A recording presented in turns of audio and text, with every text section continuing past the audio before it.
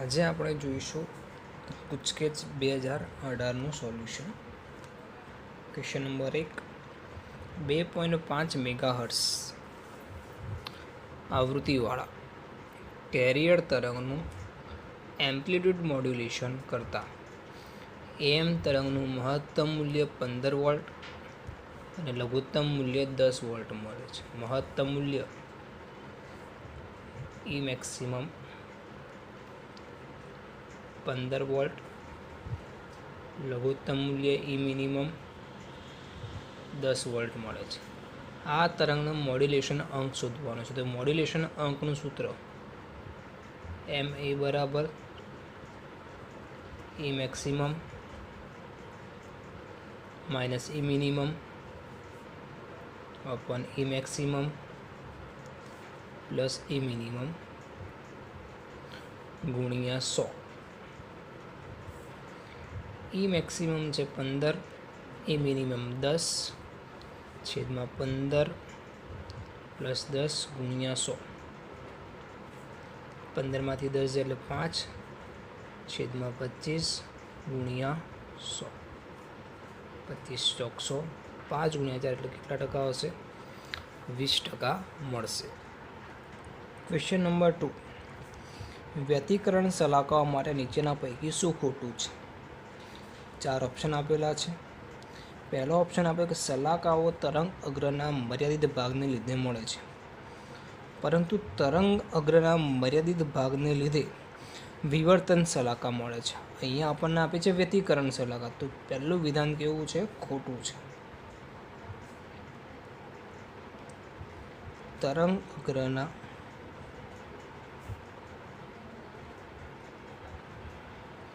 મર્યાદિત ભાગને લીધે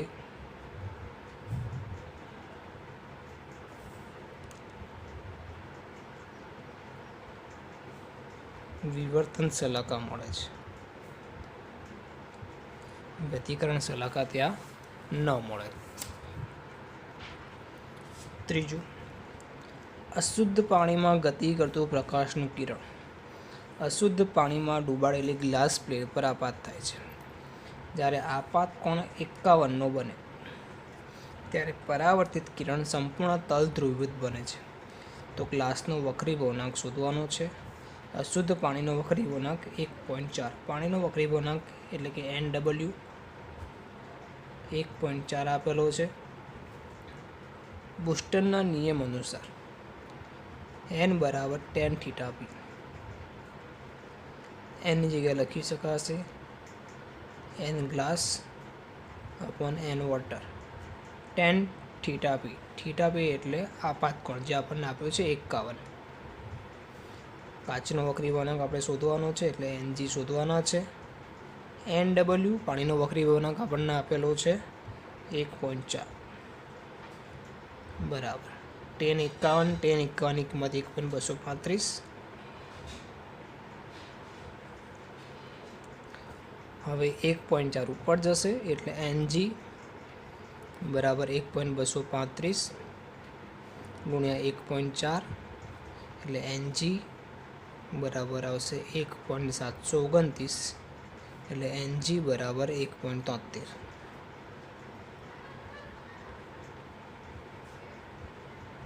ફરીથી પાણીનો વક્રી વળાંક 1.4, ગ્લાસનો વક્રી વળાંક એટલે NG શોધવાનો છે. બુસ્ટરના નિયમ અનુસાર N બરાબર tan થીટા p. અહીંયા NG અપોન NW બરાબર tan 51. આપાત કોણ 51. NG શોધવાના છે. NW 1.4. tan 51 ની કિંમત 1.235. 1.4 ઉપર જશે એટલે NG બરાબર 1.235 ગુણ્યા 1.4 ગુણાકાર કરતાં 1.729 એટલે NG બરાબર 1.73. Question number 4. 0.15 મીટર સ્ક્વેર પૃષ્ઠ ક્ષેત્રફળ ધરાવતા ક્ષેત્રફળ આપ્યું છે એ બરાબર 0.15 metre square.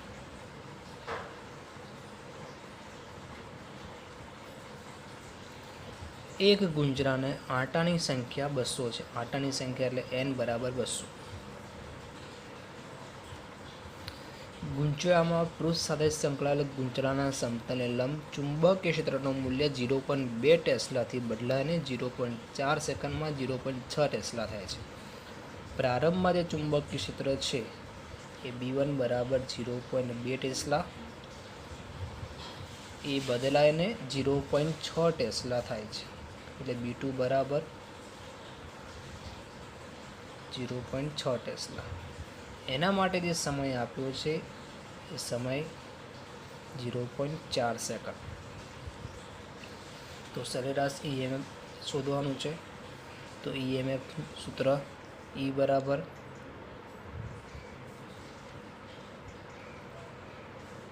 Delta phi upon delta T. Delta ફાઈનું સૂત્ર આવશે BAN, પણ ક્ષેત્રફળ અને આટાની એટલે AN. ચુંબકીય ક્ષેત્રમાં ફેરફાર થાય છે એટલે લખાશે ત્યાં B2 minus B1 upon delta T. એ એટલે આટાની સંખ્યા 0.15, એ એટલે ક્ષેત્રફળ 0.15, N એટલે આટાની સંખ્યા 200, B2 એટલે 0.6, B1 એટલે 0.2 ભાગ્યા સમય ડેલ્ટા ટી આપે છે 0.4. 0.15 એટલે 15 ભાગ્યા 100 ગુણ્યા 200. 0.6 માંથી 0.2 જાય એટલે 0.4 ભાગ્યા 0.4. 0.4 ઉડી જશે, 2 વધશે, 15 ગુણ્યા 2 એટલે જવાબ આવશે 30. જવાબ આવશે 30 વોલ્ટ. ફરીથી ક્ષેત્રફળ 0.15 મીટર સ્ક્વેર આપ્યું છે, આટાની સંખ્યા 200 આપી છે. પ્રારંભમાં ચુંબકીય ક્ષેત્ર B1 બરાબર 0.2 ટેસ્લા, અંતિમ ચુંબકીય ક્ષેત્ર B2 બરાબર 0.6 ટેસ્લા, સમય આપે 0.4 સેકન્ડ. EMF શોધવાનું છે. EMFનું સૂત્ર આવશે E બરાબર delta phi upon delta T. Delta ફાઈનું સૂત્ર આવશે BAN, એટલે A અને N ચુંબકીય ક્ષેત્રમાં ફેરફાર થાય છે એટલે કૌંસમાં B2 માઇનસ B1 છેદમાં ડેલ્ટા ટી. A એટલે 0.15, N એટલે આટાની સંખ્યા 200, B2 એટલે 0.6 માઇનસ 0.2 ભાગ્યા 0.4. સાદુરૂપ આપતા જવાબ મળશે આપણને 30 વોટ. એના પછી એક સાઇન વિધેય અનુસાર બદલાતો AC પ્રવાહ 10 ઓમ અવરોધમાંથી પસાર કરવામાં આવે છે. અવરોધ R બરાબર 10 ઓમ આપેલો છે. જો પ્રવાહનું મહત્તમ મૂલ્ય 2 એમ્પિયર હોય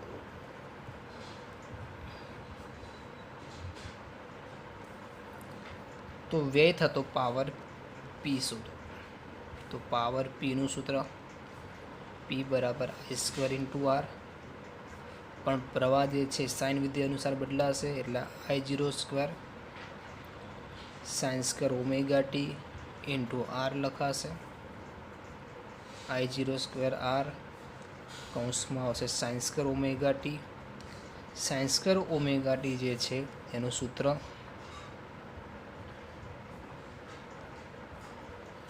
1 minus cos 2 omega T by 2 I0² R. આ જે cos 2 ઓમેગા ટી છે એનું આપણે જો એક આવર્તકાળ પર સંકલન કરવામાં આવે અને આપણે આ રીતે લખી શકીએ.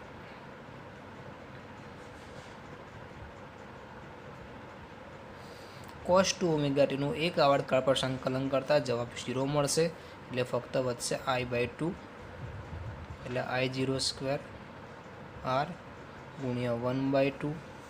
પ્રવાહ આપ્યો છે 2 એટલે 2 નો વર્ગ ગુણ્યા અવરોધ છે 10 ગુણ્યા 1/2. 2 નો વર્ગ 4, 4 ગુણ્યા 10 40 ભાગ્યા 2 એટલે આવશે 20. પાવર મળશે 20 વોટ. ફરીથી પાવર P બરાબર I² R, પણ પ્રવાહ જે છે એ સાઇન વિધિ અનુસાર બદલાશે એટલે I બરાબર I0² sin² omega T into R. I0² R sin² omega T. sin² omega ટીનું સૂત્ર હશે 1 minus cos 2 omega T by 2, એટલે આને લખી શકાશે 1/2 minus cos 2 omega T by 2. આનું જો એક આવર્તકાળ પર સંકલન કરવામાં આવે તો જવાબ 0 મળશે. તો I0² R ગુણ્યા 1/2. I0² એટલે 2 નો વર્ગ, R એટલે 10 ગુણ્યા 1/2, સાદુરૂપ આપતા મળશે 20 વોટ. Question number 6. નીચેનામાંથી કયા ગેટનો આઉટપુટ 1 થશે? પહેલો જે ગેટ આપ્યો છે એ આપણને NAND ગેટ આપેલો છે.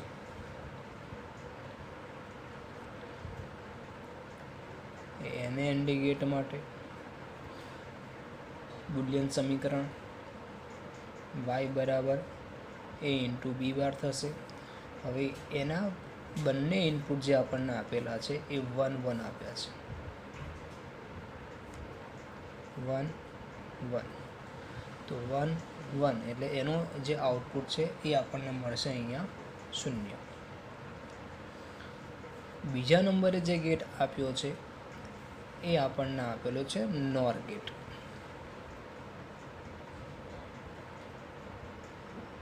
હવે NOR ગેટ છે એના બે ઇનપુટ A અને B જે આપણને 0 અને 0 આપેલા છે. NOR ગેટનું જે બુલિયન સમીકરણ છે એ આવશે a પ્લસ b બાર. 0 0 એનું બાર છે એટલે એનો આઉટપુટ મળશે આપણને 1. તો જવાબ જે આવશે ઓપ્શન બી. NOR ગેટ છે એનો આઉટપુટ આપણને કેટલો મળશે? 1 મળશે. હવે આપ્યું છે કે એક ટ્રાન્ઝિસ્ટરનો બીટા બરાબર 19. હવે બીટા એટલે શું? તો આ જે બીટા જે છે એ CE પરિપથ માટે પ્રવાહ ગેઇન છે.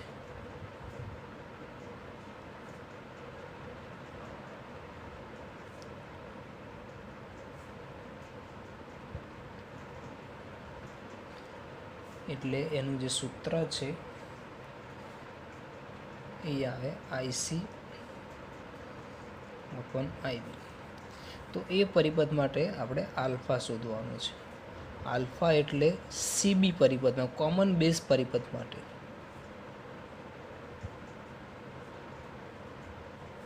પ્રવાહ ગેઇન છે એનું સૂત્ર આવશે IC upon IE. બીટા એટલે CE પરિપથ માટે પ્રવાહ ગેઇન એનું સૂત્ર IC upon IB. અને આલ્ફા એટલે CB પરિપથ માટે પ્રવાહ ગેઇન એનું સૂત્ર આવશે IC upon IE. હવે આલ્ફા શોધવાનું તો એના માટે આપણે ડાયરેક્ટ સૂત્રનો ઉપયોગ કરી શકીએ. CB પરિપથ માટે પ્રવાહ gain alpha is equal two સૂત્ર હશે beta upon 1 plus beta. Beta આપણને આપ્યા છે 19. 1 પ્લસ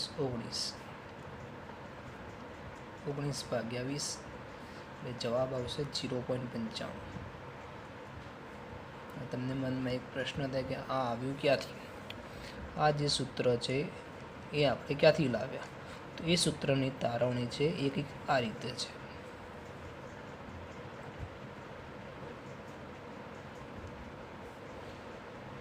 એમીટર પ્રવાહ ઇઝ ઇક્વલ ટુ બેઝ પ્રવાહ પ્લસ કલેક્ટર પ્રવાહ. આ સમીકરણ છે ને IC વડે ભાગવામાં આવે એટલે IE upon IC is equal two IB upon IC plus IC upon IC. એટલે આ 1 થઈ જવાના. IE upon IC તો IE upon IC એટલે આ જે પ્રવાહ ગેઇન છે એ આલ્ફા કહેવામાં આવશે. એટલે આ થશે 1 upon alpha. IB upon IC અહીંયા આપણે પ્રવાહ ગેઇન જોઈએ CE પરિપથ માટે તો બીટા બરાબર IC upon IB, પણ અહીંયા ઊંધું છે IB upon IC એટલે અહીંયા લખાશે 1 upon બીટા. આ 1 થઈ જશે. આનું સાદુરૂપ આપવામાં આવે બીટા પ્લસ 1 છેદમાં બીટા. આને ઉલટાવતા આલ્ફા બરાબર બીટા upon બીટા પ્લસ 1. આવી જ રીતે બીજું એક સૂત્ર પણ તારવી શકાશે. આ જે સમીકરણ છે 1 upon alpha is equal to 1 upon beta plus 1, એમાંથી 1 સામે જાય એટલે 1 upon beta is equal to 1 upon alpha minus 1. તો 1 upon beta is equal to 1 minus alpha upon alpha માટે બીટા બરાબર આલ્ફા 1 માઇનસ આલ્ફા. આ બંને સૂત્રો આપણે ડાયરેક્ટ યાદ રાખી શકીએ, જેનો આપણે એ ડાયરેક્ટ ઉપયોગ કરી શકીએ. ફરીથી એક ટ્રાન્ઝિસ્ટરનો બીટા બીટા એટલે સીઈ કોમન એ મીટર પરિપથ માટેનો પ્રવાહ ગેઇન છે. એનું સૂત્ર આઈસી અપોન આઈબી. તો તેનો આલ્ફા એ સીબી પરિપથ માટે પ્રવાહ ગેઇન એટલે IC upon i.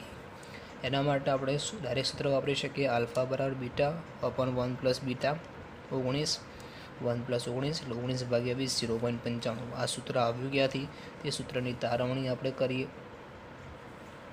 A metre પ્રવાહ બરાબર બેઝ પ્રવાહ વત્તા કલેક્ટર પ્રવાહ આઈસી વડે ભાગવામાં આવશે. તો I upon IC is equal to IB upon IC વત્તા IC upon IC. I upon IC પણ અહીંયા સૂત્ર હતું આઈસી અપોન આઈ એટલે આ 1 અપોન આલ્ફા થશે. આઈબી અપોન આઈસી એટલે 1 અપોન બીટા પ્લસ 1. અહીંયા સાદુરૂપ આપવામાં આવે તો આલ્ફા બરાબર બીટા અપોન બીટા પ્લસ 1. એ પ્રમાણે 1 upon alpha is equal to 1 upon beta plus 1. 1 upon બીટાને કરતાં કરવામાં 1 સામે જશે. 1 અપોન આલ્ફા માઇનસ 1 સાદુરૂપ આપતા બીટા બરાબર આલ્ફા અપોન 1 માઇનસ આલ્ફા. ત્યાર પછી એક રેડિયો એક્ટિવ તત્વનો અર્ધ આયુ એટલે ટાઉ 1/2 10 અવર આપેલો છે. તો તેનો સરેરાશ જીવનકાળ શોધવાનો. સરેરાશ જીવનકાળ એટલે ટાઉ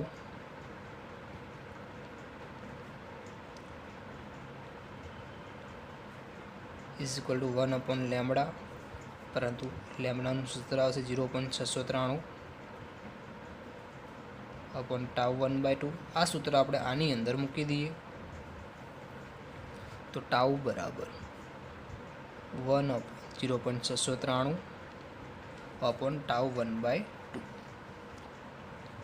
આ ટાઉ 1/2 ઉપર જશે. ટાઉ 1/2 ભાગ્યા 0.693. અર્ધ આયુ આપણને આપ્યું છે 10. 10 ભાગ્યા 0.693. 10 ભાગ્યા 0.693 કરતાં જવાબ મળશે 14.4. સરેરાશ જીવનકાળ મળશે આપણને 14.4. ફરીથી અર્ધ આયુ આપ્યું છે 10 કલાક. સરેરાશ જીવનકાળનું સૂત્ર ટાઉ બરાબર 1 અપોન લેમડા. લેમડા બરાબર 0.693 અપોન ટાઉ 1/2. ટાઉ 1/2 એ આપણે અહીંયા મૂકવામાં આવશે તો ટાઉ 1/2 ઉપર જશે. તો ટાઉ બરાબર ટાઉ 1/2 ભાગ્યા 0.693. ટાઉ 1/2 10. 10 ભાગ્યા 0.693 એટલે આવશે 14.4. Question number 9. 35 kilo electron volt ઉર્જા ધરાવતા ફોટોની તરંગ લંબાઈ ખાલી જગ્યા હશે. ઉર્જા ઈ આપી છે. આને કન્વર્ટ કરીએ તો 35 ગુણ્યા 10³ ગુણ્યા 1.6 ગુણ્યા 10⁻⁹. હવે ઉર્જા ઈનું સૂત્ર હશે ઈ બરાબર એચસી અપન લેમડા. આમાંથી આપણે લેમડા શોધવાનું તો લેમડા બરાબર આવશે એચસી અપન. આની અંદર કિંમત મૂકીએ તો એચની કિંમત છે 6.625 10⁻34. સીની કિંમત 3 ગુણ્યા 10⁸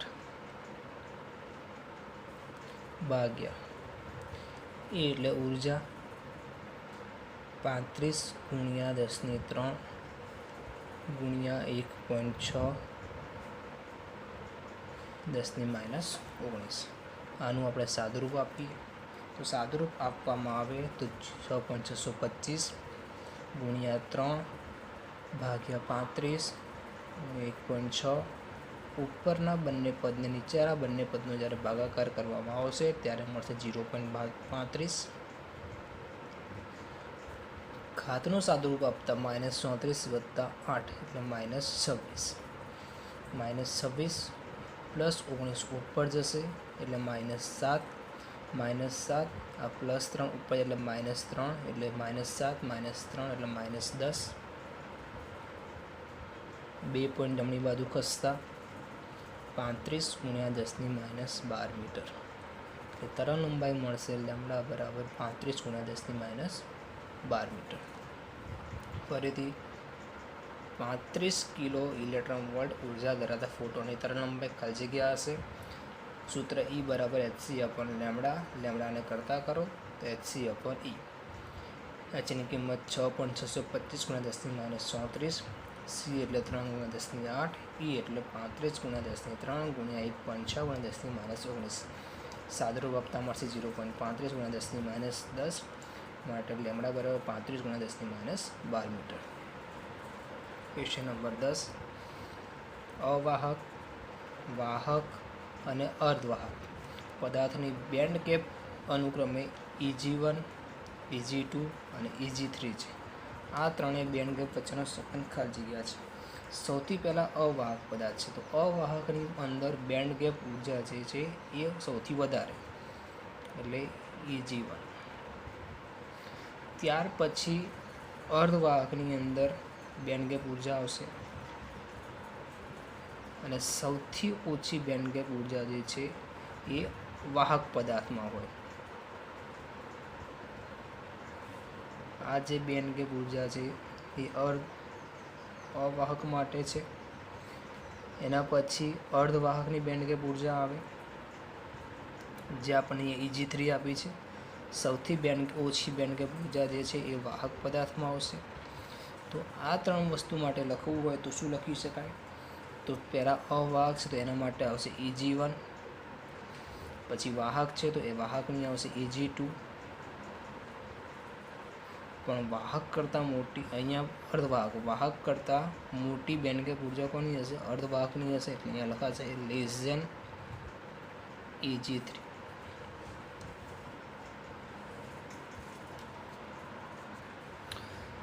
નંબર 11.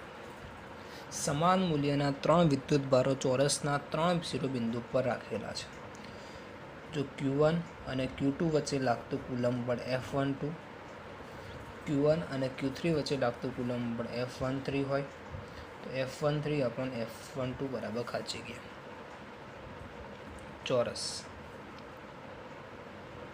ચોરસના 3 શિરોબિંદુ ઉપર. અહીંયા ધારો કે Q1 વિદ્યુતભાર છે, અહીંયા Q2 વિદ્યુતભાર છે, અહીંયા Q3 વિદ્યુતભાર છે. ધારો કે દરેક વચ્ચેનું અંતર આપણે R ગણી લઈએ. Q1 અને Q2 વચ્ચે જે બળ લાગે છે એને અહીંયા F12 કીધું છે. Q1 અને Q3 એટલે આની વચ્ચે જે બળ લાગે છે એ F13 કીધું છે. પણ અહીંયા Q1 અને Q3 વચ્ચેનું અંતર આપણને આપેલું નથી. તો એ અંતર જો શોધવામાં આવે તો એ અંતર આપણને મળશે √2r. હવે Q1 અને Q2 વચ્ચેનું અંતર R છે. તો લાગતું કુલંબ બળ આપણને કેટલું આપ્યું છે? ત્યાં F12 બરાબર ત્યાં લખી શકાય K Q1 Q2/R². હવે એ પ્રમાણે Q1 અને Q3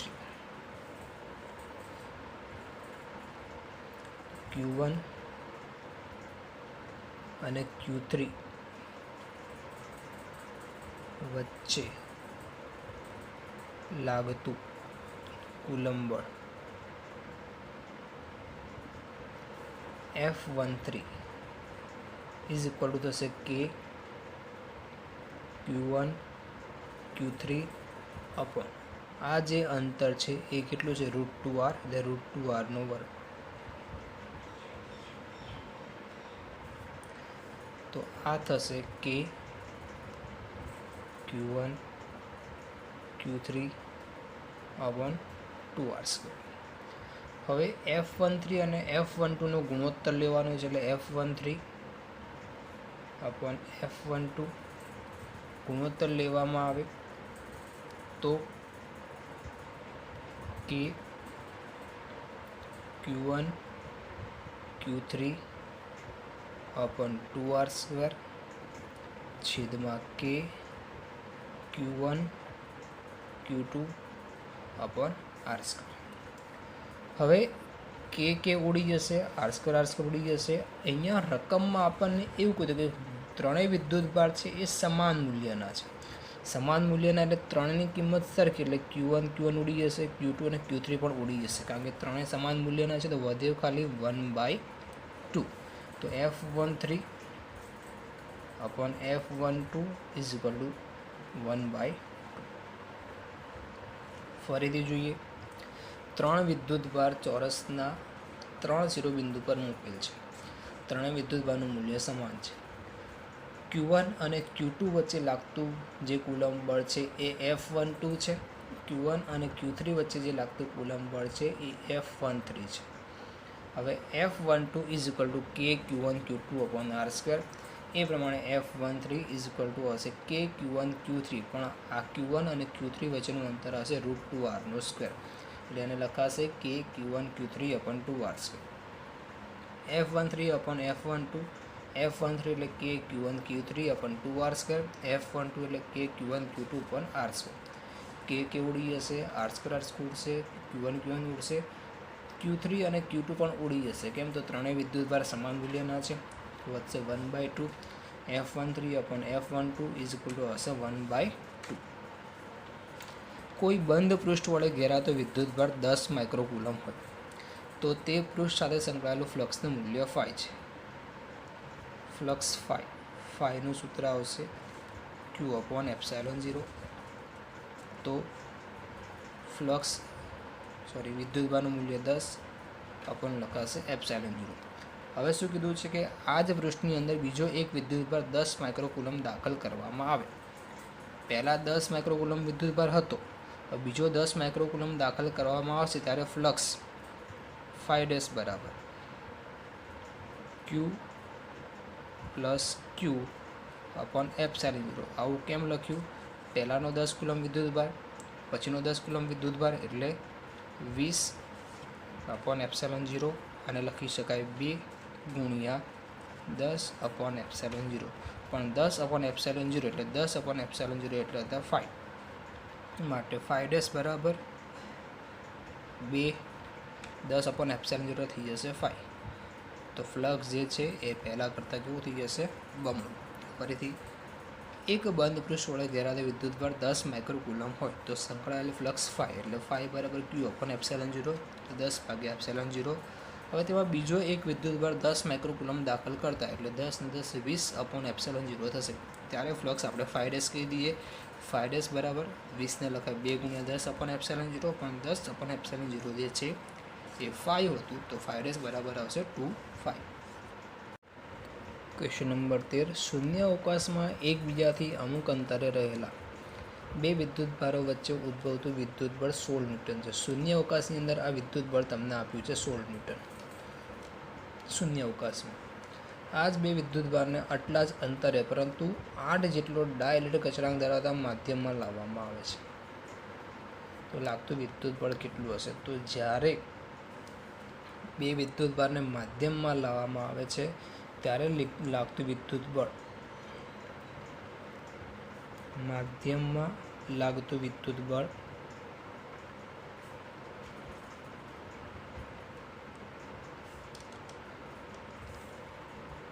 એ શૂન્ય અવકાશમાં લાગતા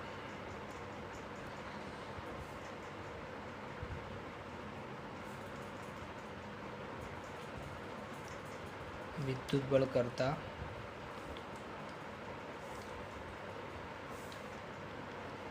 1/k જેટલું થાય. એટલે F ડેશ બરાબર આવશે F/k. F એટલે શૂન્ય અવકાશમાં લાગતું વિદ્યુતબળ જે આપણને આપ્યું છે 16. K એટલે ડાયઇલેક્ટ્રિક અચળાંક જે આપ્યું છે આપણને 8. 16/2 એટલે આવશે 2. તો માધ્યમમાં લાગતું જે વિદ્યુતબળ આવશે એ 2 ન્યૂટન આવશે. અણુની ધ્રુવીયતાનો એકમ ખાલી જગ્યા છે. અણુની ધ્રુવીયતા જેને આપણે આલ્ફા કહીએ છીએ, એનું સૂત્ર આવશે ડાયપોલ મોમેન્ટ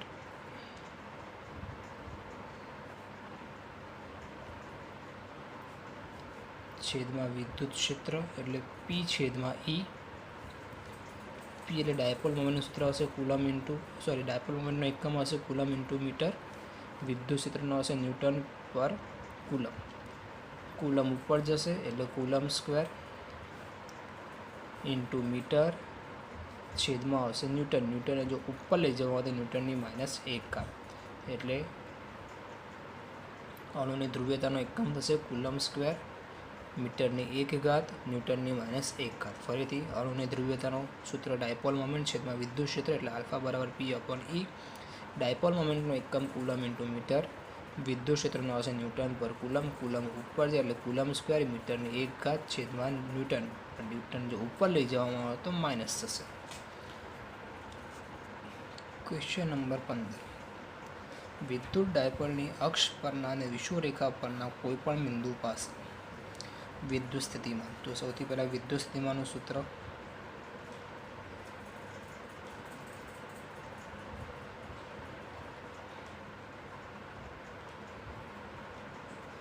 V બરાબર KP cos θ/r². હવે અક્ષ પર થીટા બરાબર 0 અથવા પાઈ આવે તો cos 0 એટલે 1 અને cos પાઈ એટલે -1. તો ત્યાં વિદ્યુત સ્થિતિમાન V બરાબર ±KP/r². એ પ્રમાણે જો વિષુવરેખા પર જોવામાં આવે તો વિષુવરેખા એટલે ડાયપોલને લંબ રેખા, તો ત્યાં થીટા બરાબર આવશે π/2. તો cos π/2 મૂકવામાં આવે તો V બરાબર 0 થશે. એટલે ડાયપોલની અક્ષ પર વિદ્યુત સ્થિતિમાન શૂન્ય ન થાય પણ વિષુવરેખા પર વિદ્યુત સ્થિતિમાન શું થઈ જશે? શૂન્ય. ફરીથી વિદ્યુત સ્થિતિમાન Vનું સૂત્ર હશે KP cos θ/r². અક્ષ પર થીટા બરાબર 0 અથવા પાઈ લેવામાં આવશે તો cos 0 1 cos પાઈ -1 એટલે V બરાબર ±KP/r². વિષુવરેખા એટલે ડાયપોલને અક્ષને લંબ રેખા એ થીટા બરાબર π/2 હશે તો cos π/2 મૂકવામાં આવે તો V બરાબર 0. એટલે ડાયપોલની અક્ષ પર વિદ્યુત સ્થિતિમાન શૂન્ય થશે અને ડાયપોલની અક્ષ પર વિદ્યુત સ્થિતિમાન શૂન્ય થશે નહીં અને વિષુવરેખા પર વિદ્યુત સ્થિતિમાન શું થશે? ત્યાં શૂન્ય થશે. જોઈએ ક્વેશ્ચન નંબર 16. એક વાહકતાનું તાપમાન વધારવામાં આવે તો તેની વાહકતા અને અવરોધકતાનો ગુણોત્તર. વાહકતા અને અવરોધકતાનો ગુણોત્તર ખાલી જગ્યા હશે. અચળ રહે, વધે, ઘટે અથવા ઘટે. 4 ઓપ્શનમાંથી કયો જવાબ હશે તે આપણે શોધવાનું છે. તાપમાન જે છે = વાહકતા છેદમાં અવરોધકતા. તાપમાન વધે તો વાહકતા ઘટે અને અવરોધકતા વધે છે. તાપમાન વધે તો વાહકતા ઘટે છે અને અવરોધકતા વધે છે. હજી જો તાપમાન વધારવામાં આવે તો અવરોધકતાનું મૂલ્ય શું થશે? વધતું જશે. અને છેદ વધે તો અંશ શું થશે? ઘટશે. અંશ નાનો થાય, છેદ મોટો થાય તો બંનેનો ગુણોત્તર છે એ કેવો થશે? ઘટશે. એટલે જવાબ જે આવશે એ શું થશે? C, ઘટે. ફરીથી વાહકતા અને અવરોધકતાનો ગુણોત્તર. તાપમાન વધારવામાં આવે તો વાહકતા ઘટે, તાપમાન વધારવામાં આવે તો અવરોધકતા વધે. હવે તાપમાન વધારવામાં આવશે તો અવરોધકતા વધશે. અવરોધકતા વધશે એટલે છેદ મોટો થશે, અંશ નાનો થશે. અંશ નાનો અને છેદ મોટો થાય તો એનું જે ગુણોત્તર છે એનું મૂલ્ય શું થશે? ઘટશે. તમને 10 અવરોધ આપેલા છે. દરેક અવરોધનો 2 ઓહ્મ છે.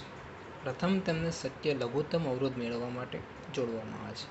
ત્યારબાદ તેમને શક્ય મહત્તમ અવરોધ મેળવવા માટે જોડવામાં આવે છે. આ રીતે મેળવેલ મહત્તમ અને લઘુત્તમ અવરોધનો ગુણોત્તર ખાલી જગ્યા છે. તો શક્ય પહેલાં લઘુત્તમ અવરોધ મેળવવા માટે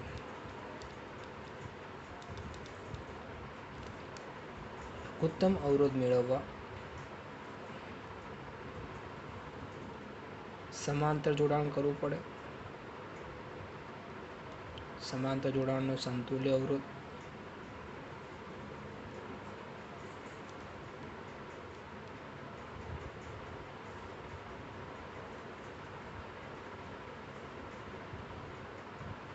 RP બરાબર આવશે R/N. હવે આપણે શું કરવું છે? તેને મહત્તમ અવરોધ મેળવવા માટે, તો મહત્તમ અવરોધ મેળવવા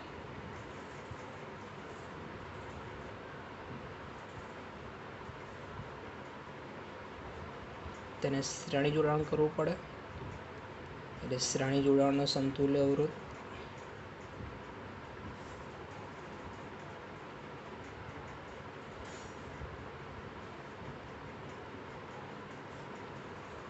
RS is equal to N into R. બંનેનો ગુણોત્તર લેવાનો છે, એટલે મહત્તમ અવરોધ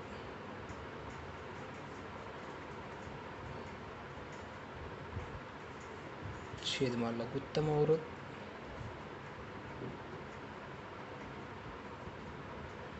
એટલે કે RS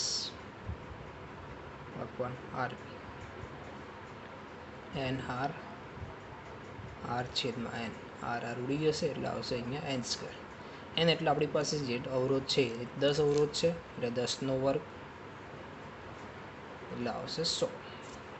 ફરીથી લઘુત્તમ અવરોધ મેળવવા માટે તેને સમાંતરમાં જોડવું પડે, તો સમાંતર જોડાણનો સમતુલ્ય અવરોધ RP બરાબર R upon N. મહત્તમ અવરોધ મેળવવા માટે શ્રેણી જોડાણ કરવું પડે, તો શ્રેણી જોડાણનો સમતુલ્ય અવરોધ RS બરાબર NR.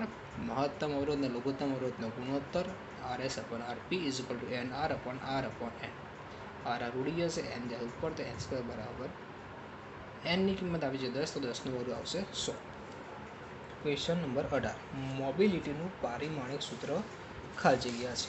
તો મોબિલિટી જે છે એનું સૂત્ર, તેના સૂત્રો મોબિલિટી મ્યુ બરાબર લખી શકાય એક તો E ટાઉ અપોન M, અથવા એનું બીજું જે સૂત્ર છે એ લખી શકાય આપણે VD અપોન E. જો આની અંદર E એટલે વિદ્યુતભાર, એનો એકમ આવશે કુલમ. T એટલે સમય, રિલેક્સેશન સમય, એનો એકમ આવશે સેકન્ડ. અને M એટલે દળ, એનો એકમ આવશે કિલોગ્રામ.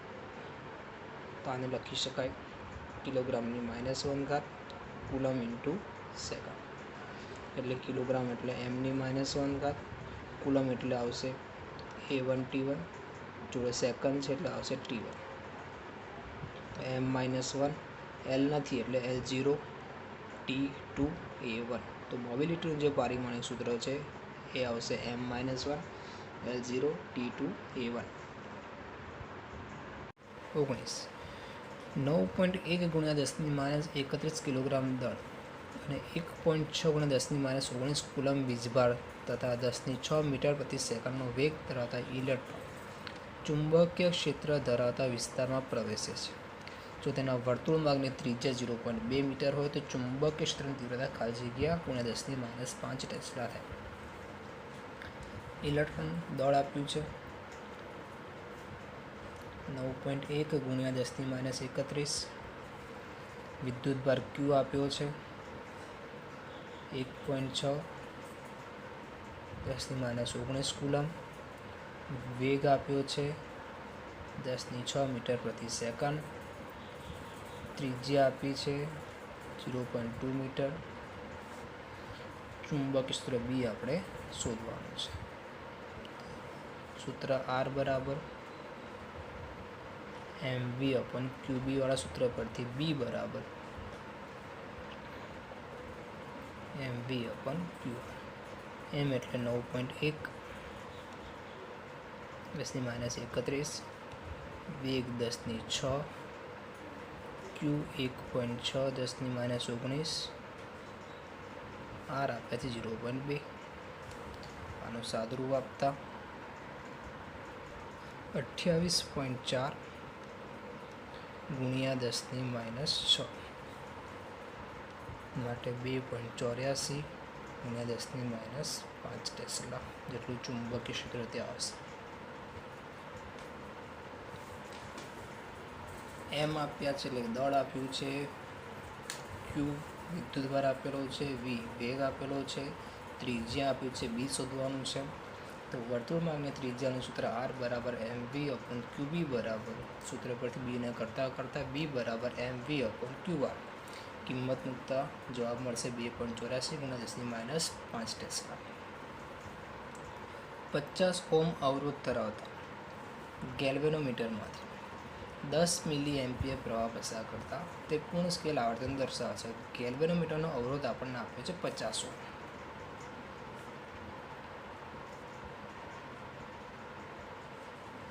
ગેલ્વેનોમીટરની પ્રવાહ ક્ષમતા આપી છે Ig 10 મિલી એમ્પિયર, એટલે 10 ગુણ્યા 10⁻³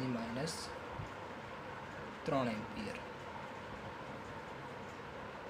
ગેલ્વેનોમીટરને 100 વોલ્ટ ક્ષમતાવાળા વોલ્ટમીટરમાં ફેરવવું છે.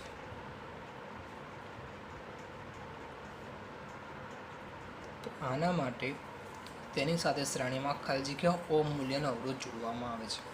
તો ગેલ્વેનોમીટરને વોલ્ટમીટરમાં ફેરવવું.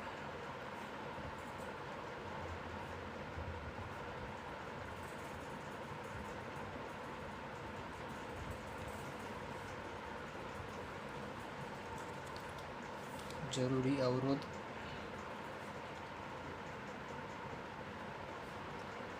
R બરાબર V upon IG minus C. V એટલે 100, IG એટલે 10 ગુણ્યા 10⁻³ એટલે આપણે એને 10⁻² લખી શકીએ. 10⁻².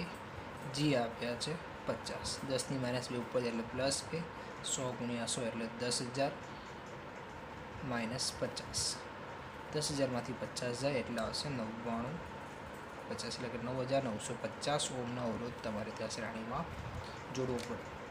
ગેલ્વેનોમીટરનું વોલ્ટમીટરમાં રૂપાંતર કરવું છે તો જરૂરી અવરોધ R બરાબર V upon IG minus C વાળા સૂત્ર પરથી. V એટલે 100 છે, પ્રવાહ ક્ષમતા 10⁻² થવાની. G એટલે 50, સાદુરૂપ આપતા મળશે 9,950 ઓહ્મ. 21. 5 એમ્પિયર જેટલો વિદ્યુત પ્રવાહનું વહન કરતા બે અતિ લાંબા સુરેખ સમાંતર તાર વચ્ચેનું અંતર 1 મીટર છે. બે અતિ લાંબા તાર છે.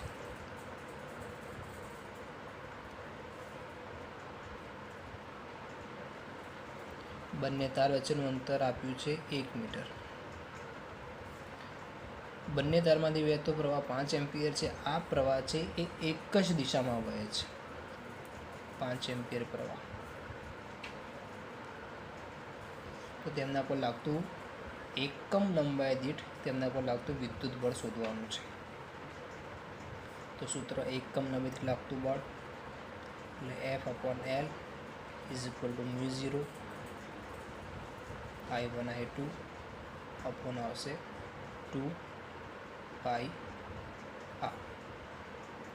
μ0ની કિંમત 4π ગુણ્યા 10⁻⁷. I1 એટલે 5, I2 એટલે 5 ભાગ્યા 2πr એટલે બંને તાર વચ્ચેનું અંતર 1 મીટર. પાઈ ઉડી ગયા. 2 દુ 4 એટલે 2 ગુણ્યા 5 એટલે 10. 10 ગુણ્યા 5 એટલે 50 ગુણ્યા 10⁻⁷.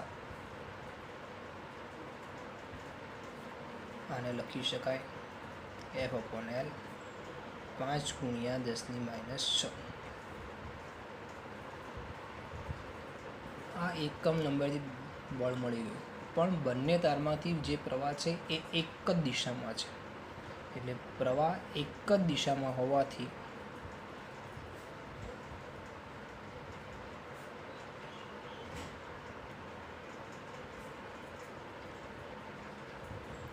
બંને તાર વચ્ચે આકર્ષણ થશે.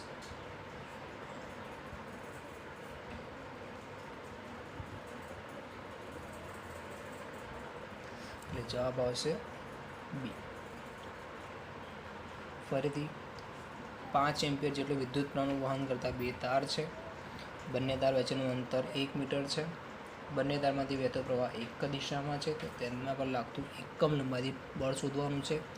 F/L = μ0 I1 I2 upon 2πr પરથી. μ0ની કિંમત 4π ગુણ્યા 10⁻⁷. I1 એટલે 5, I2 એટલે 5 છેદમાં 2π. બંને તાર વચ્ચેનું અંતર 1 મીટર. સાદુરૂપ આપતા 50 ગુણ્યા 10⁻⁷ એટલે F/L લખી શકાશે 5 ગુણ્યા 10⁻⁶ મીટર. હવે બંને તારમાંથી જે વિદ્યુત પ્રવાહ વહે છે, બંને તારમાંથી વહેતો પ્રવાહ એક જ દિશામાં છે. એટલે બંને તાર વચ્ચે શું થશે? આકર્ષણ થશે. 22. આર ત્રિજ્યા ધરાવતા અતિ લાંબા સુરેખ વાહક તારમાંથી આઈ જેટલો વિદ્યુત પ્રવાહ પસાર થઈ રહ્યો છે.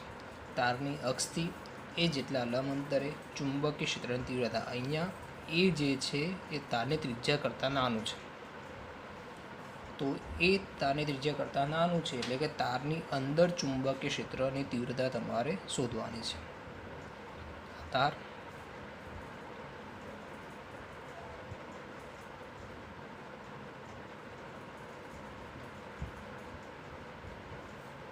તારની ત્રિજ્યા આર, આ ત્રિજ્યાની અંદર આ જે અંતર છે આપણે કહી દઈએ એ, તો આ એ અંતરે ચુંબકીય ક્ષેત્ર શોધવાનું કે તારની અંદરના વિસ્તારમાં ચુંબકીય ક્ષેત્ર શોધવાનું છે.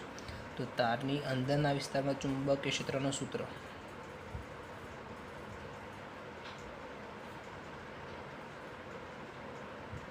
બી બરાબર μ0 I A upon 2 pi R square. એટલે બી જે છે એ એના કેવા પ્રમાણમાં થશે? સમપ્રમાણ. એટલે બી ચાલે છે લખી શકાશે એ. એટલે તારની અંદરના વિસ્તારમાં જે ચુંબકીય ક્ષેત્ર છે એ એના કેવા પ્રમાણ? સમપ્રમાણમાં. એટલે બી ચાલે છે આવશે એ. જ્યારે એક પદાર્થને અનિયમિત ચુંબકીય ક્ષેત્રમાં મૂકવામાં આવે ત્યારે તે પ્રબળ ચુંબકીય ક્ષેત્ર તરફ પરિણામી બળ અનુભવે તો તે પદાર્થ ખાલી જગ્યા છે. તો થિયરી ઉપર આનો જવાબ શું આવશે? પેરામેગ્નેટિક પદાર્થ.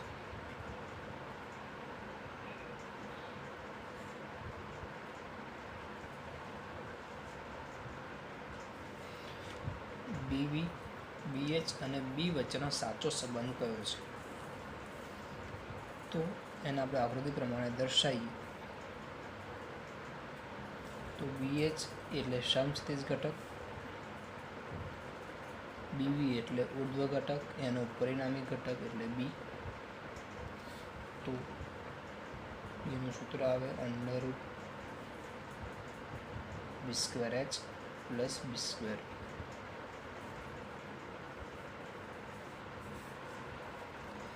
F1 અને F2 કેન્દ્ર લંબાઈવાળા સમઅક્ષીય એકબીજાના સંપર્કમાં રહેલા પાતળા લેસના સંયોજનનો પાવર શોધવાનો છે અહીંયા.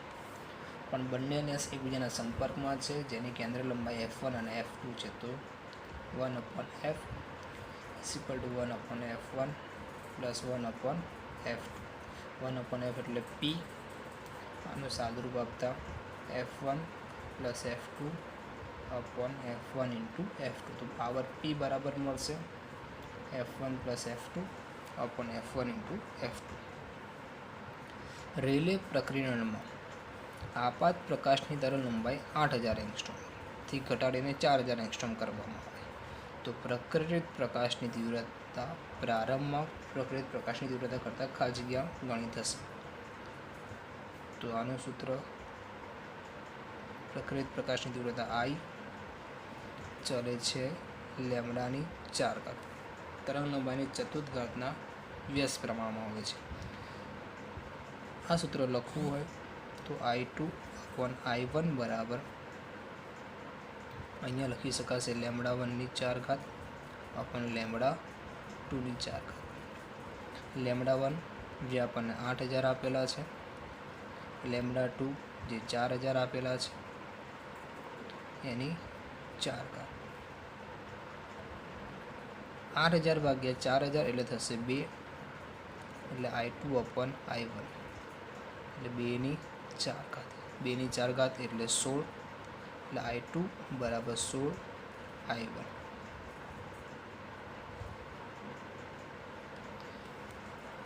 એટલે જે પ્રકાશની તીવ્રતા છે એ પ્રારંભિક જે પ્રકાશની તીવ્રતા છે એના કરતાં 16 ગણી થશે.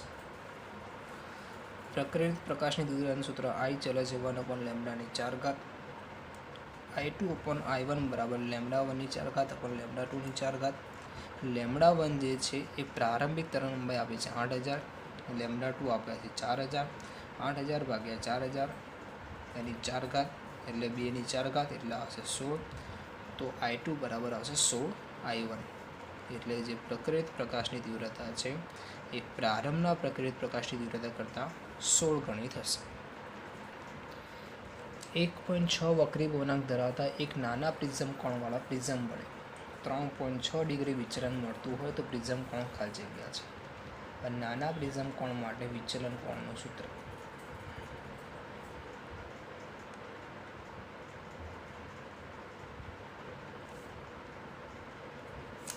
નાના પ્રિઝમ કોણ માટે વિચલન delta m is equal to A n -1. આમાં આપણે એ એટલે પ્રિઝમ કોણ શોધવાનું, તો એ બરાબર ડેલ્ટા એમ અપોન n -1. 3.6 1.6 -1 એટલે 3.6 ભાગ્યા 0.6 સાદુરૂપ આપતા મળશે આપણને 6 ડિગ્રી. તો પ્રિઝમ કોણ જે છે મળશે આપણને 6 ડિગ્રી. 28 1.5 વક્રી પૂર્ણાંકવાળા સમતલ બહિર્ગોળ લેન્સની વક્ર સપાટીની વક્રતા ત્રિજ્યા 60 સેમી છે. જે લેન્સ આપ્યો છે એ સમતલ બહિર્ગોળ લેન્સ આપેલો છે.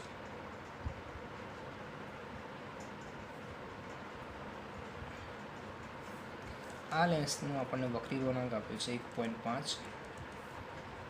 એની વક્રતા ત્રિજ્યા 60 સેન્ટીમીટર. આ જે છે એ બહિર્ગોળ સપાટી માટે થશે. સમતલ સપાટી માટે અનંત થશે. કેન્દ્ર લંબાઈ f શોધવાની છે. સૂત્ર આવશે 1/f is equal two n -1 1/r1 -1/r2. n આપણને આપ્યા છે 1.5 -1. વક્રતા ત્રિજ્યા જે બહિર્ગોળ સપાટી છે એને આપી છે 60. સમતલ સપાટી માટે વક્રતા ત્રિજ્યા થશે ઇન્ફિનિટ, એટલે આ શૂન્ય થઈ જવાનો. તો 1.5 - 1 એટલે 0.5 ભાગ્યા 60. આને ઉલટાવતા f બરાબર 60 ભાગ્યા 0.5. 60 ભાગ્યા 0.5 કરતાં જવાબ મળશે 120. 1.5 વક્રી પૂર્ણાંકવાળા સમતલ બહિર્ગોળ લેન્સની વક્ર સપાટીની વક્રતા ત્રિજ્યા એટલે વક્ર સપાટીની વક્રતા ત્રિજ્યા 60 છે. એટલે r1 બરાબર 60. તો કેન્દ્ર લંબાઈ શોધવાની છે. 1/f પર ઇઝ ઇક્વલ ટુ સૂત્ર આવશે n -1 1/r1 1/r2. n 1.5 - 1 1/60. સમતલ સપાટી માટે ઇન્ફિનિટી એટલે શું આ 0 થઈ જશે. 1.5 - 1 એ 0.5 ભાગ્યા 60. પદ ઉલટાવતા 60 ભાગ્યા 0.5 એટલે 120. ઇલેક્ટ્રોનના સ્થાનની અનિશ્ચિતતા એટલે ડેલ્ટા એક્સ 10⁻10 મીટર છે. વેગમાનની અનિશ્ચિત એટલે ડેલ્ટા પી આપણે શોધવાનું. તો સૂત્ર ડેલ્ટા એક્સ ઇન્ટુ ડેલ્ટા પી બરાબર h/2. ડેલ્ટા પી શોધવાના છે. એચની કિંમત 6.625 10⁻34 ભાગ્યા ડેલ્ટા પી નીચે જશે એટલે ડેલ્ટા એક્સ નીચે જશે એટલે 10⁻10 2 ગુણ્યા 3.14. આનું આપણે સાદુરૂપ આપીએ. સાદુરૂપ આપતા જવાબ ડેલ્ટા પી બરાબર મળશે 1.05 અને 10⁻24. સ્થાનની અનિશ્ચિતતા ડેલ્ટા એક્સ આપેલા છે. વેગમાનની અનિશ્ચિતતા શોધવાની ડેલ્ટા પી શોધવાની છે. ડેલ્ટા એક્સ ઇન્ટુ ડેલ્ટા પી બરાબર h/2π વાળા સૂત્ર પરથી વેગમાનની અનિશ્ચિતતા ડેલ્ટા પી શોધવાની. તો ડેલ્ટા એક્સ નીચે જશે. કિંમત મૂકતા ડેલ્ટા પી બરાબર 1.05 અને 10⁻24. 30. જો 6000 એંગસ્ટ્રોમ તરંગલંબાઈવાળા ફોટોનની ઉર્જા 3.2 × 10⁻19 જૂલ હોય તો 4000 એંગસ્ટ્રોમ તરંગલંબાઈવાળા ફોટોનની ઉર્જા ખાલી જગ્યા થશે. ઉર્જાનું સૂત્ર hc અપન લેમ્બડા માટે E ચલે છે 1 લેમ્બડા પરથી. E2 upon E1 is equal two લખી શકાશે λ1 અપન λ2. હવે આપણે E2 શોધવાના છે. E1નું મૂલ્ય આપણને આપ્યું છે 3.2 × 10⁻19 ઇઝ ઇક્વલ ટુ λ1 પ્રારંભમાં તરંગ લંબાઈ 6000, λ2 આપેલા છે 4000. સાદુરૂપ આપતા E2 બરાબર આ થવાના 1.5 આ પદ ઉપર જશે એટલે 3.2 × 10.19 × 1.5 ગુણાકાર કરતા 4.8 × 10⁻19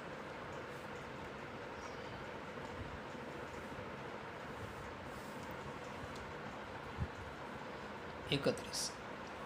સમાન આત્મપ્રેરકત્વ L ધરાવતા બે ગુંચરાને સમાંતરમાં જોડવામાં આવે છે. સમાન આત્મપ્રેરકત્વ L ધરાવતા બે ગુંચરાને પહેલાં સમાંતરમાં જોડવામાં આવશે. આ જોડાણ સાથે એક 5 મિલી હેનરી આત્મપ્રેરકત્વવાળા ગુંચરાને શ્રેણીમાં જોડવામાં આવે છે. સમતુલ્ય આત્મપ્રેરકત્વ 15 મિલી હેનરી હોય તો આત્મપ્રેરકત્વનું Lની કિંમત ખાલી જગ્યા મિલી હેનરી થશે. સૌથી પહેલાં બે ગુંચરાને સમાંતરમાં જોડેલ છે.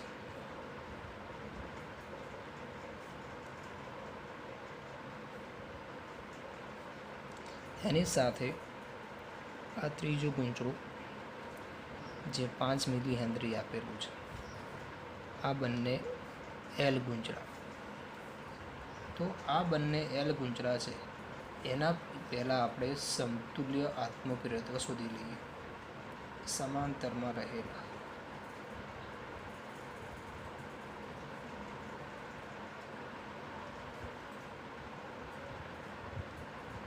બંને ગુંચરાનું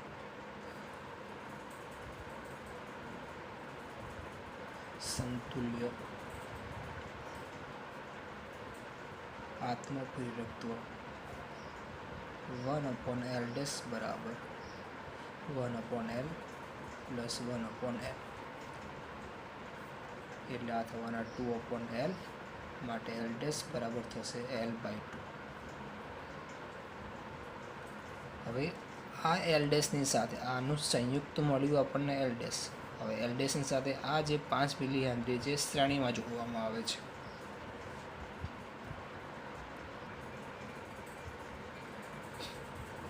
L' સાથે 5 મિલી હેનરી શ્રેણીમાં જોડતા સમતુલ્ય આત્મપ્રેરકત્વ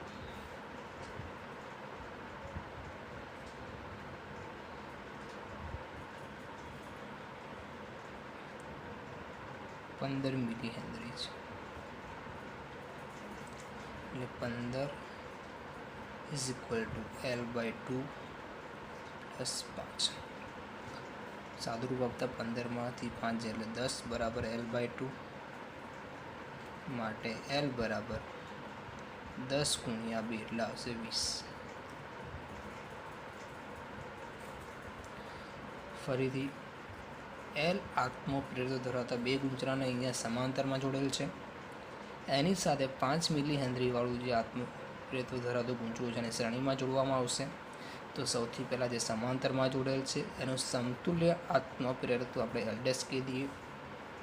તો સમાંતર માટે 1/L' is equal two 1/L plus 1/L is equal 2/L. ઉલટાવતા L' બરાબર L/2. એની સાથે 5 મિલી હેનરીવાળું શ્રેણીમાં જોડતા સમતુલ્ય આપણને આપ્યું છે 15.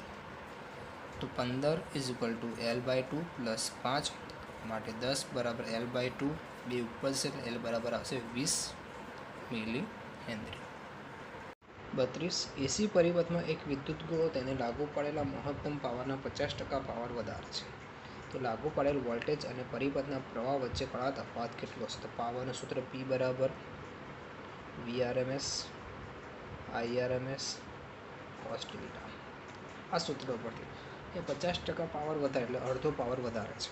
તો આનું મૂલ્ય અડધું ક્યારે થશે? તો આનું મૂલ્ય અડધું કરવા માટે અહીંયા ડેલ્ટાની કિંમત તમારે કેટલી મૂકવી પડે? એટલે ડેલ્ટા 1/2 થાય.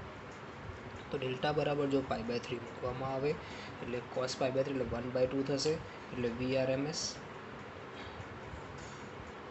IRMS cos π/3 ડાયરેક્ટ આપણે કરી શકીએ છીએ. P બરાબર VRMS IRMS cos π/3 થશે 1/2 એટલે ભાગ્યા આવશે 2. તો કળા તફાવત જે છે એ કેટલો હશે? π/3. π/3 મૂકવામાં આવે તો જે પાવર છે 50% વધારે થશે. 33 એક કેપેસિટર Cને ડીસી પ્રાપ્તિસ્થાન સાથે જોડ્યો છે, તો કેપેસિટરનું રિએક્ટન્સ ખાલી જગ્યા હશે. કેપેસિટરનું રિએક્ટન્સનું સૂત્ર હશે XC બરાબર 1/ωc. ઓમેગા એને લખાય 2πfc.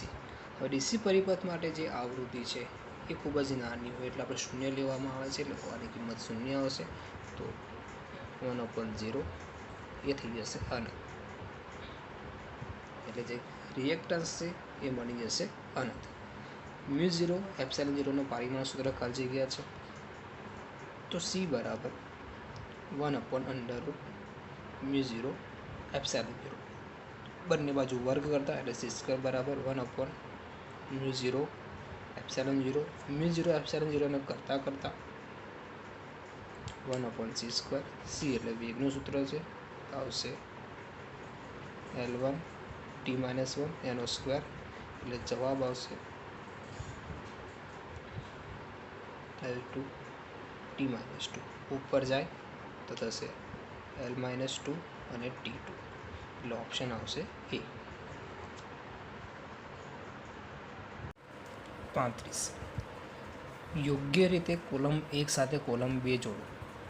કોલમ 1 ની અંદર વ્યતિકરણ, બુસ્ટરનો નિયમ, માળસનો નિયમ, પૂર્ણાંતરિક પરાવર્તન આપ્યું છે. કોલમ 2 ની અંદર એના જવાબ જે આપેલા છે એમાં પહેલાં સુસંમત ઉદ્ગમ આપ્યું છે, બીજું μ બરાબર 1/sin c, ત્રીજું μ બરાબર tan θ આપી, ચોથું I બરાબર I0 cos²θ.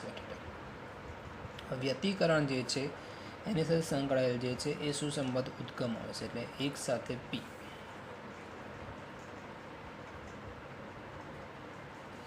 પછી બુસ્ટરનો નિયમ, તો બુસ્ટરના નિયમનું જે સૂત્ર છે એ આવશે μ બરાબર tan θ p, એટલે 2 સાથે R. પછી માળસનો નિયમ, તો માળસના નિયમનું સૂત્ર આવશે I બરાબર I0 cos² θ t, એટલે 3 સાથે આવશે S. અને ચોથું પૂર્ણાંતરિક પરાવર્તન છે એની સાથે સંકળાયેલ સૂત્ર μ બરાબર 1/sin c, એટલે 4 બરાબર આવશે Q. એટલે 1 સાથે P, 2 સાથે R, 3 સાથે S, 4 સાથે Q, એટલે જવાબ આવશે B. જુદા જુદા વિકિરણની આવૃત્તિ નીચે મુજબ છે. FV એટલે દૃશ્ય પ્રકાશની આવૃત્તિ, FR એટલે રેડિયો તરંગની આવૃત્તિ, અને FUV એટલે અલ્ટ્રાવાયોલેટ તરંગની આવૃત્તિ. તો આપેલા વિકલ્પો પૈકી કયો વિકલ્પ સાચો છે? તો કયો વિકલ્પ સાચો છે? તો આમની જે તરંગ લંબાઈ છે, અલ્ટ્રાવાયોલેટ તરંગની તરંગ લંબાઈ સૌથી વધારે, ત્યાર પછી દ્રશ્ય પ્રકાશની તરંગ લંબાઈ આવશે, અને ત્યાર પછી રેડિયો તરંગની તરંગ લંબાઈ આવે. બરાબર.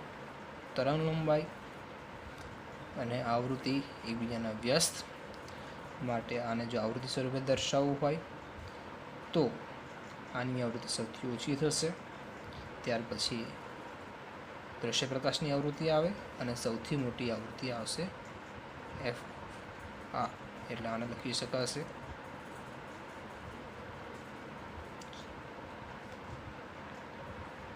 જુદા જુદા વિકિરણની આવૃત્તિ નીચે મુજબ છે. FV એટલે દૃશ્ય પ્રકાશ, FR એટલે રેડિયો તરંગ, FUV એટલે અલ્ટ્રાવાયોલેટ તરંગ. આપેલા વિકલ્પો પૈકી કયો વિકલ્પ સાચો છે?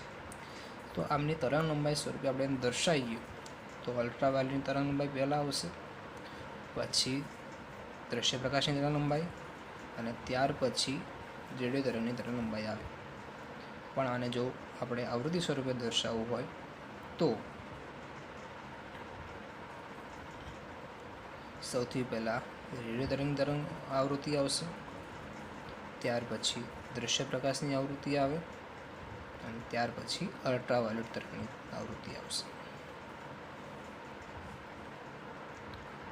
કારણ કે તરંગ લંબાઈ અને આવૃત્તિ જે છે એકબીજાના વ્યસ્ત થશે એટલા માટે. લાક્ષણિક એક્સરેની તરંગ લંબાઈ ટાર્ગેટની કઈ લાક્ષણિકતા પર આધાર રાખે છે? તો એ જે છે ઝેડ ઉપર આધાર રાખે. ન્યુક્લિયર વિખંડનમાં પ્રક્રિયામાં ઉત્સર્જાતા ઝડપી ન્યુટ્રોનની ઉર્જા કેટલી હોય? તો ઝડપી ન્યુટ્રોન કેટલી ઉર્જા મુક્ત કરે છે? 2 મિલિયન ઇલેક્ટ્રોન વોલ્ટ જેટલી ઉર્જા મુક્ત કરે.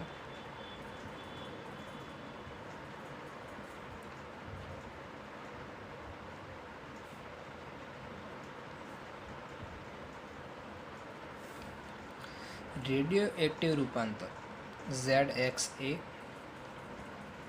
એમાંથી Z+1A X1 બને છે. ZXA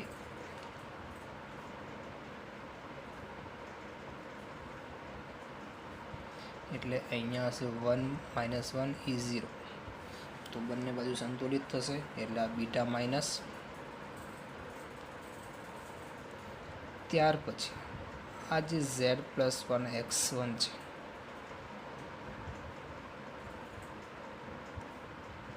એમાંથી અહીંયા બને છે Z+2 X2A. એના એ છે Z+1 માંથી Z+2 એટલે એકનો વધારો થાય છે, તો -1 = 0 એટલે બંને બાજુ સંતુલિત થશે એટલે અહીંયા પણ આવશે બીટા -1. હવે Z+2 X2A એમાંથી બને છે અહીંયા ZX3A-4.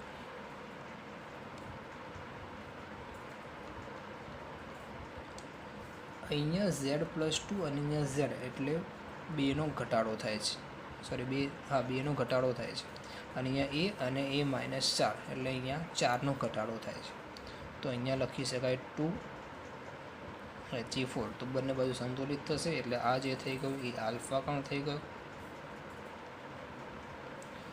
એ પ્રમાણે ZX3A-4 એમાંથી બને છે Z+1